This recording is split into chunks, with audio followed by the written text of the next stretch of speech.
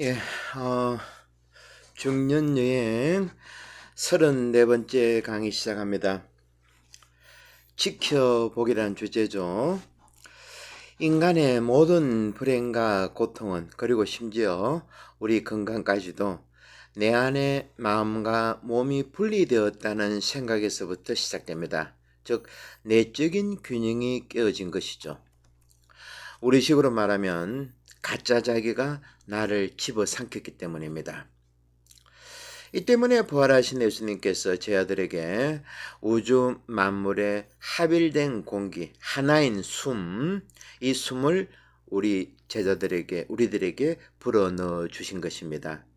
놀라운 것은 부활하신 예수님의 숨을 받고 나서 제자들의 모습이 완전히 바뀌는 겁니다. 변화된 제자들의 모습을 기록으로 전한 것이 바로 사도행전이죠. 복음에서 볼 때는 제자들은 서로 분리되어서 자기 안에서 뿐만이 아니고 서로 제자들끼리도 분리되어서 누가 첫째냐, 누가 꼴째냐 이런 문제로, 그리고 또 심지어는 베드로는 예수님께서 돌아가시기 하루 전날 로마 병사의 길을 자르기까지 하죠. 이렇게 철없는 제자들은, 그리고 겁 많고 두려움에 떨던 제자들은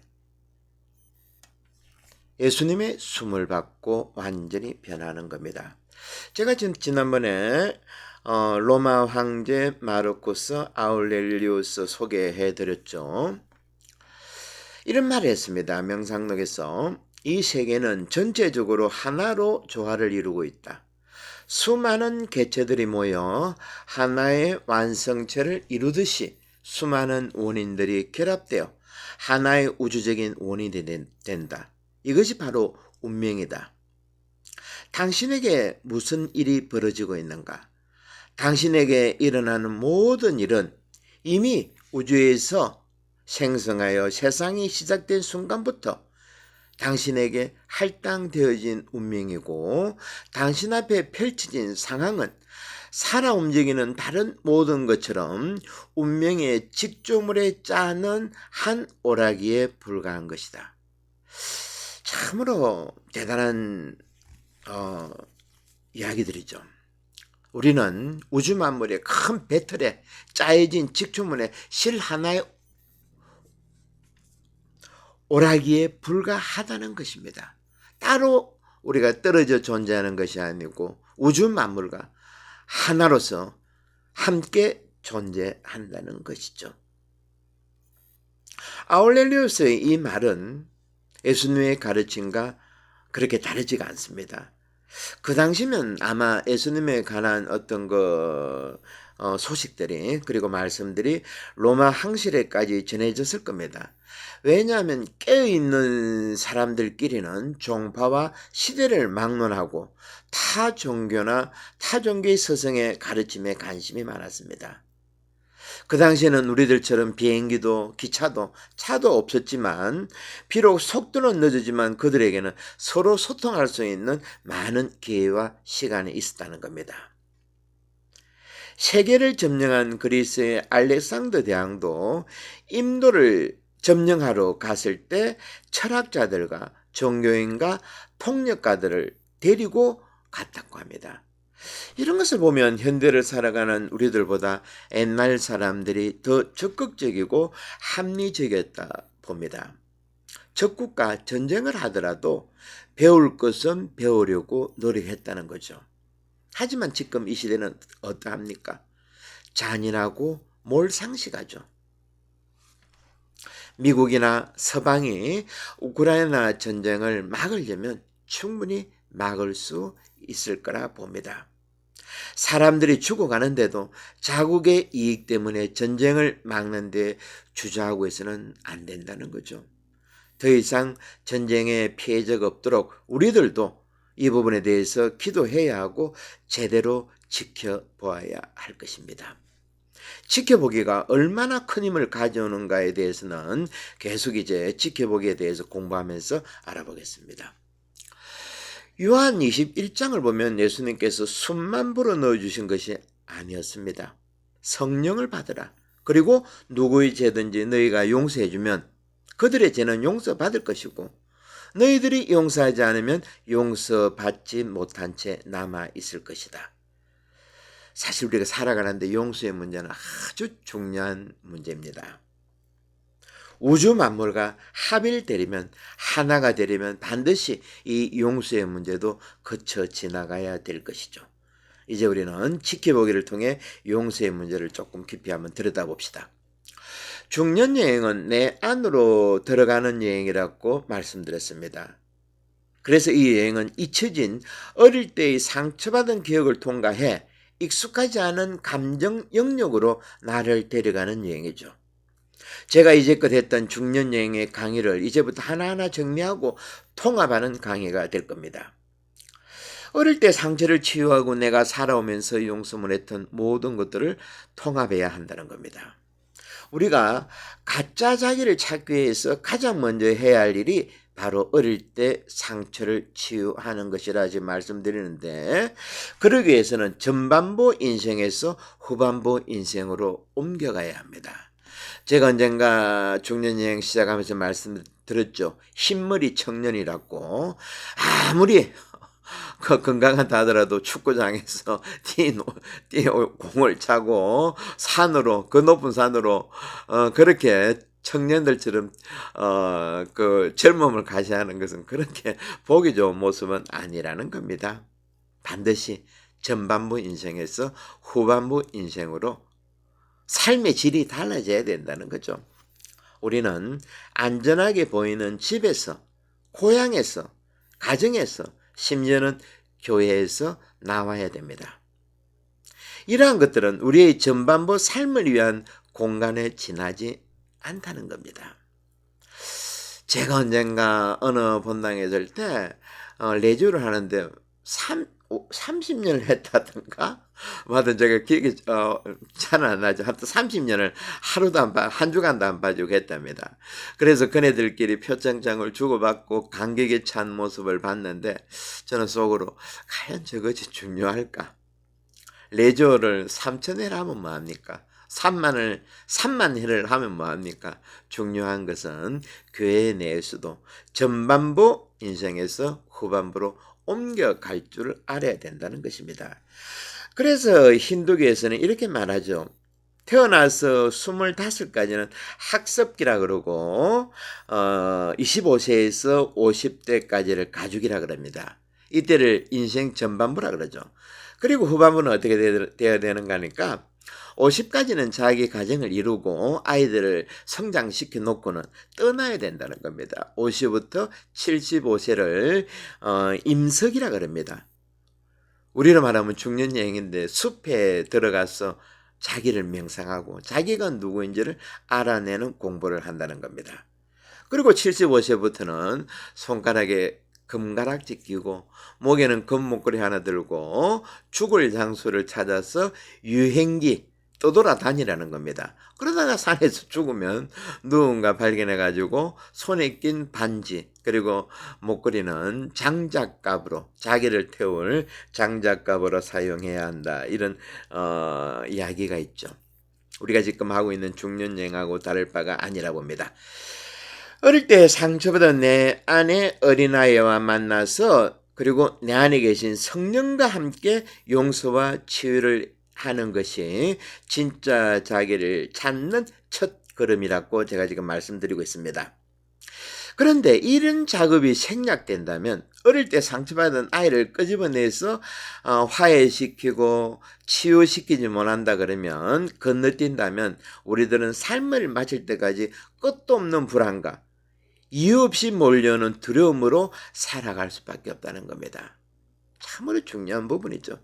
그래서 칼 융은 이 부분에 아주 깊은 공부를 했다는 거죠. 어릴 때 상처받은 아이 칼 융에 많은 책들이 나와 있습니다.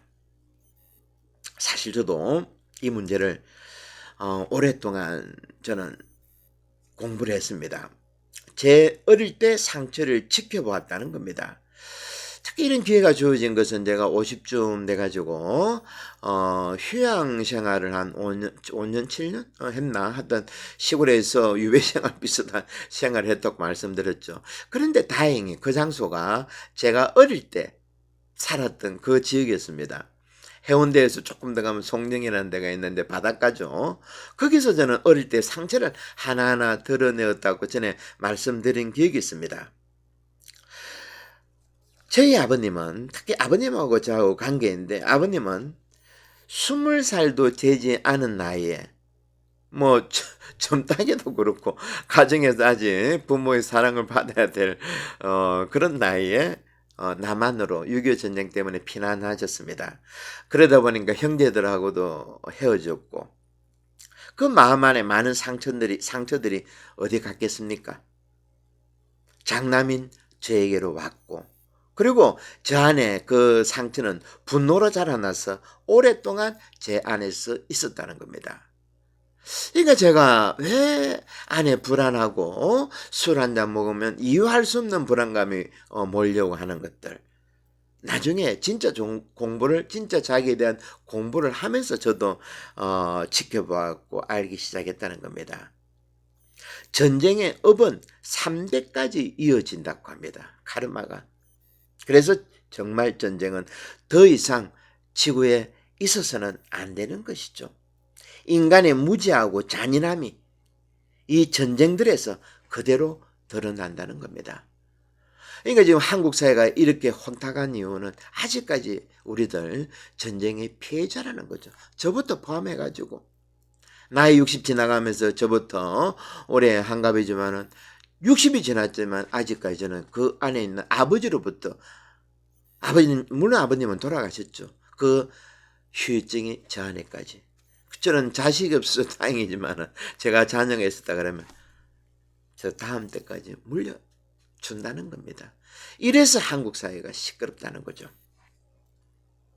재미있는 동물 연구가 있습니다. 동물 비교학이라 그러죠. 고릴라 암컷 코코인데 미국의 샌프란시스코에서 71년생입니다. 태어나서 47되는 나이로 죽었습니다. 이 코코는 지능이 비상했습니다. 그래서 집중적인 훈련을 받았는데 1000개의 단어를 영어 단어겠죠 물론 수화로 사용하고 2000개 영어 단어를 이해를 했답니다. 저는 지금 2년째 미국에 지금 살고 있지만은 영어를 하는 데 있어서 고릴라 코코가 저보다 훨씬 더 뛰어난 것 같습니다. 그런데 이 코코가 47살의 나이로 죽기 전에 우리에게 놀라운 이야기를 수화로 남겼습니다. 고릴라들은 구강구조 때문에 사실 언어가 안 되죠. 그런데 이 수화로 남겼는데 믿기 어려운 내용입니다. 한번 들어보십시오. 나는 고릴라입니다. 나는 꽃이고 동물이고 자연입니다. 우주 만물이죠. 그죠? 이해를 했다는 거죠. 대단한 거죠. 우리가 지금 공부하고 있는 고릴라가 이야기하는 겁니다. 나는 사람들을 사랑하고 지구를 사랑합니다. 그런데 사람들은 멍청합니다. 머리가 나쁩니다. 무지하다는 거죠. 우리는 무지를 깨뜨리기 위해서 지금 지켜 공부를 하는데 고릴라 코코는 이미 알고 있었다는 겁니다. 우리를 보고 무지하다는 겁니다. 그래서 나는 마음이 아프고 눈물이 납니다. 시간이 없어요. 지구를 고쳐주세요. 지구를 도와주세요. 빨리요. 지구를 보호해 주세요. 정말 우리들이 부끄러워할 대목이죠. 전반부 인생에 우리들도 머물러 있다 그러면 이런 코코의 말까지도 이해를 못하는 그런 상태로 남아있겠죠. 또 다른 이야기는 더 놀라운 것입니다. 한번 더 들어보십시오. 코코의 사육사가 이쯤 되면 동반자죠. 사육사가 아니죠. 그죠? 코코의 친구가 박사가 우연히 이런 질문을 했습니다. 코코야, 너는 죽음을 어떻게 생각하느냐? 코코가 한참을 생각하더니 3개의 단어를 표현했습니다. 수화로. 첫 번째는 구덩이, 두 번째는 안녕, 세 번째는 아늑함. 여러분 잘 한번 생각해 보십시오. 코코는 죽음의 문제에서도 우주 만물이 하나라는 것을 알고 있었기 때문에 죽음의 문턱이 두렵지 않았다는 겁니다. 왜 구덩이를 했는가 하면 코코는 많이 봤죠. 자기 동료들의 그리고 동물들의 죽음은 땅에 구덩이를 파는 겁니다. 그러니까 당연히 이제 구덩이라고 이야기했죠. 우리들의 무덤. 두 번째, 안녕. 우리로 말하면 장례미사죠, 그죠? 뭐 다비식이고 뭐 이런 식으로 전례입니다. 보낸다는 거죠. 이 세상에서 저 세상으로 안녕. 세 번째가 놀랍습니다. 아늑함. 죽음이 아늑함이라고 했습니다. 여러분 잘 한번 생각해 보십시오. 우리는 이제까지 살면서 죽음을 아늑함이라고 한 번이라도 생각해 본 적이 있었는가? 요한복음 14장에 예수님의 말씀이 생각납니다. 내 아버지 집에는 있을 곳이 많다. 그리고 나는 너희가 있을 곳을 마련하러 간다. 어떻습니까, 여러분? 아늑함 아닙니까? 예수님이 왜 이런 말씀하셨겠습니까? 우리들 보고 죽음을 겁내지 마라. 죽음 겁내지 마라. 내가 너희를 위하여 아늑한 장소를 마련하러 아버지의 집으로 간다. 어릴 때 제 상처 이야기를 하다가 전쟁 문화로 그리고 전쟁 문제로 넘어갔고 또 고릴라 코코와 함께 인간이 얼마나 무지한지를 또 죽음의 문제까지 다뤄봤습니다. 다시 성령과 함께하는 용서 문제로 돌아갑니다. 꿈속에서라도 용서할 수 있을까요? 라는 말씀 들어보셨죠? 왜 이렇게 용서가 힘들겠습니까? 누군가를 진실로 용서하는 일이 정말 가능하겠습니까? 우리는 살아가면서 용서를 하거나 용서를 받아야 하는 일들과 자주 마주치게 됩니다. 그런데 용서란 결코 쉬운 일이 아닙니다. 용서했다고 다 잊었다고 아무리 내가 마음속으로 다독거려도 어느 순간 상처가 입을 벌리고 아픔을 호소합니다. 예를 들면 이런 분들 많죠. 명절 때 시댁에 갔다가 오래전에 결혼하고 오래 신혼 때죠. 시누이로부터 심한 상처를 받았는데 말 한마디로 이 사건은 상처는 내 안에 그대로 있는 겁니다. 그런데 명절 때 시누이의 찌짐 굽다가 찌짐이라면 안 되겠구나. 뭐랍니까?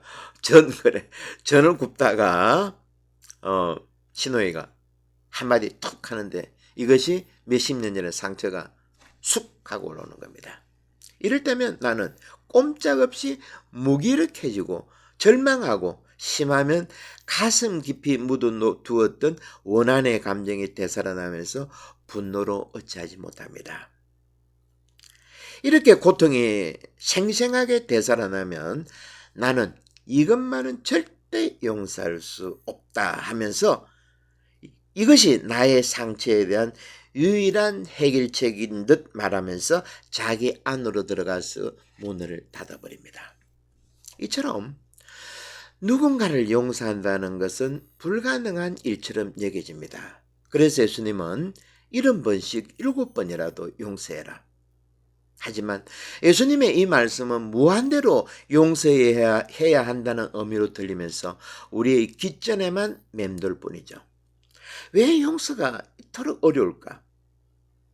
그것은 내가 가장 사랑하고 의지했던 그 누구보다 먼저 나의 편이라 생각했던 사람에게 상처를 받았기 때문입니다. 여러분 생각해 보십시오. 우리에게 깊은 상처를 주는 사람들은 대부분 우리와 깊은 관계를 가지고 있는 사람이라는 겁니다. 그래서 용서가 더 어렵다는 겁니다. 길 가는 사람, 10년 전에 직장 같이 있었던 사람, 20년 전에 학창시절 같이 있었던 그런 사람이 아니라는 겁니다. 그래서 시편에서 다윗도 이렇게 한탄합니다. 나를 모욕하는 자가 원수였다면 차라리 견디기 쉬웠을 것을.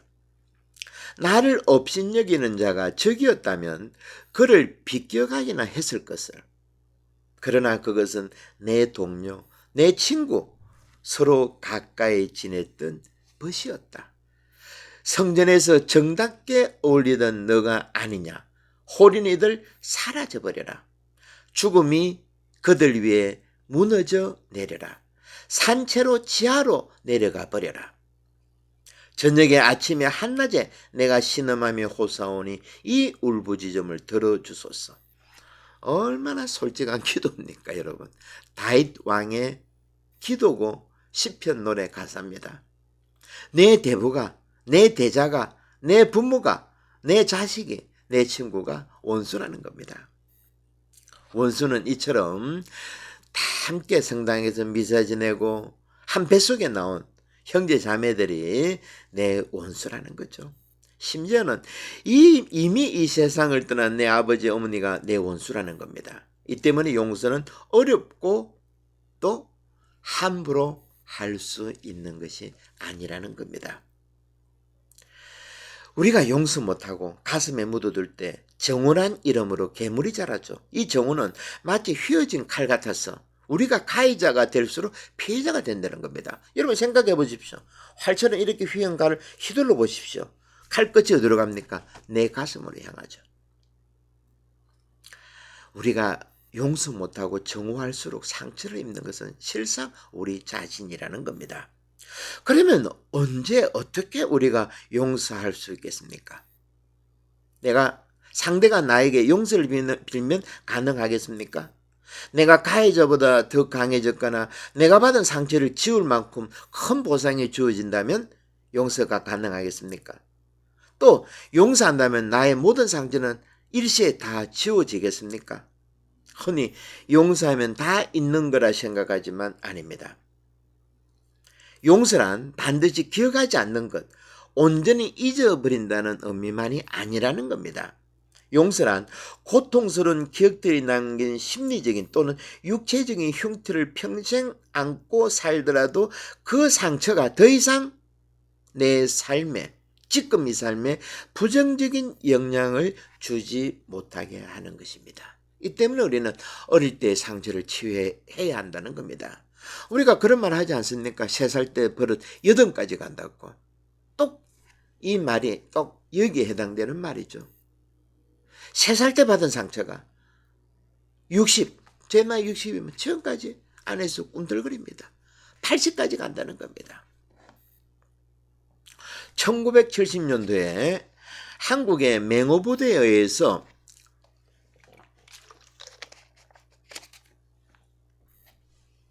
월남전쟁 때 맹호부대입니다. 한 마을의 민간인들이 학살당하고 만들어진 기념비에 이런 구절이 적혔습니다. 우리는 한국 군인들의 만행을 용서한다 하더라도 결코 이 사건을 잊지 않겠다. 사실 이 말은 토마스 사서 정신과 의사가 했던 말입니다. 멍청한 사람은 용서하지도 못하고 잊어버리지도 못하는 사람, 멍청한 사람. 두 번째, 순진한 사람은 용서하고 잊어버립니다. 세 번째 사람, 현명한 사람은 용서하되 잊어버리지 않는다고 했습니다. 참으로 중요한 말이죠. 현명한 사람은 용서하되 잊어버리지 않는다는 겁니다. 이것을 우리의 마음으로 마음을 가일로 표현을 하자면 재미있는 것이 나오는데 우리는 아무나 덥석 먹는 토마토가 되어서는 안 된다는 겁니다. 우리 마음이. 흔히 저 사람 참 사람 쏘겁다 이런 이야기는 칭찬이 아니라는 겁니다.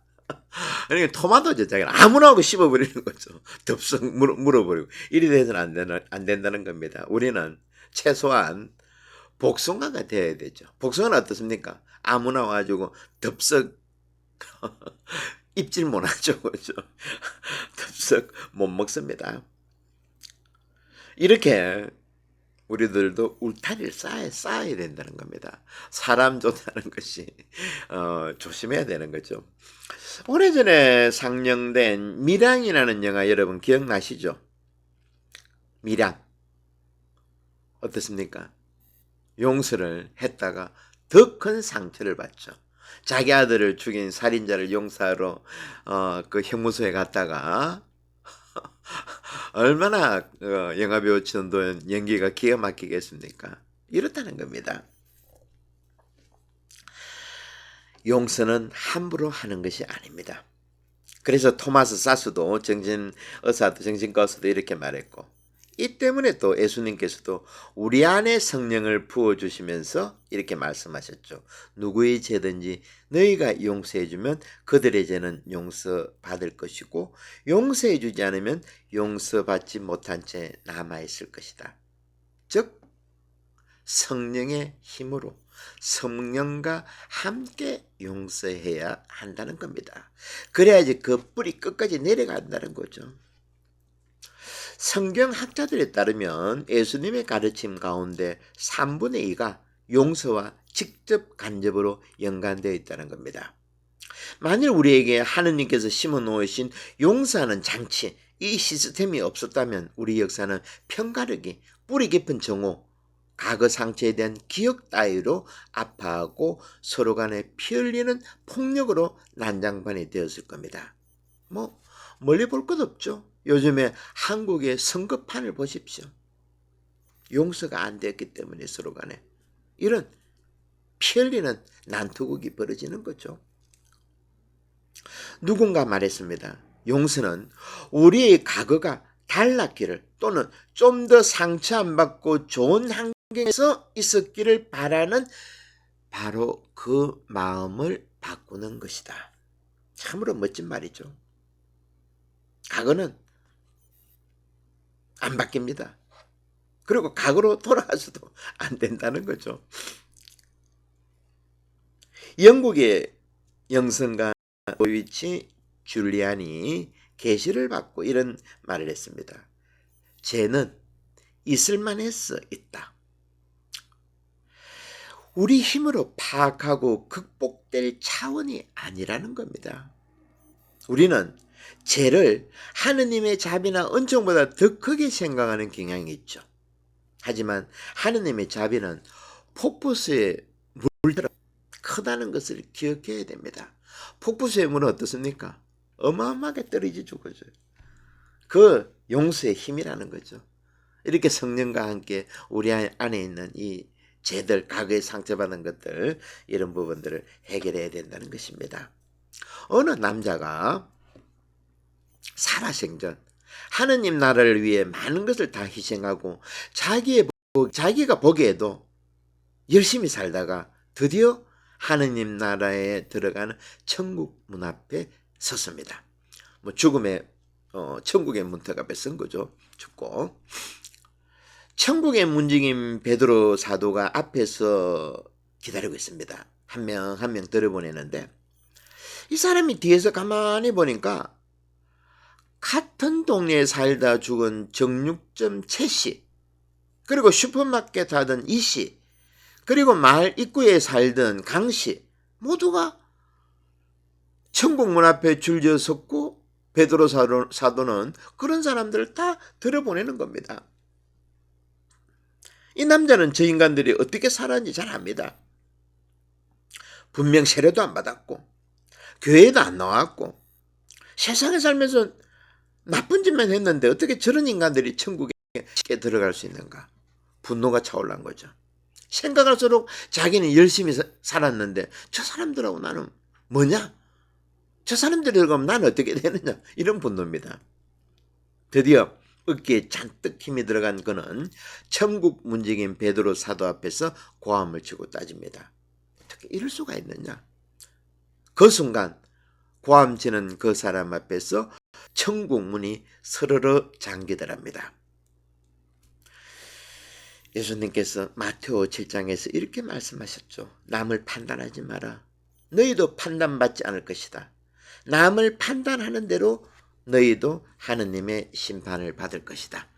오늘 지켜보기 우리 안에 숨을 불어 넣어주신 만물하다. 우리와 만물이 이런 점을 하느님의 숨을 우리는 지켜보았고, 그리고 심지어는 고릴라 코코도 우주 만물과 하나 되는 모습을 우리는 고릴라 코코의 수화를 통해서 우리는 확인했습니다.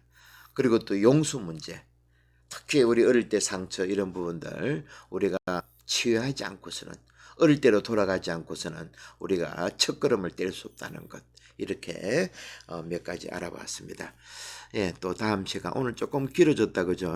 다음 시간 또 좋은 모습으로 편안한 모습으로 낼 수 있도록 합시다.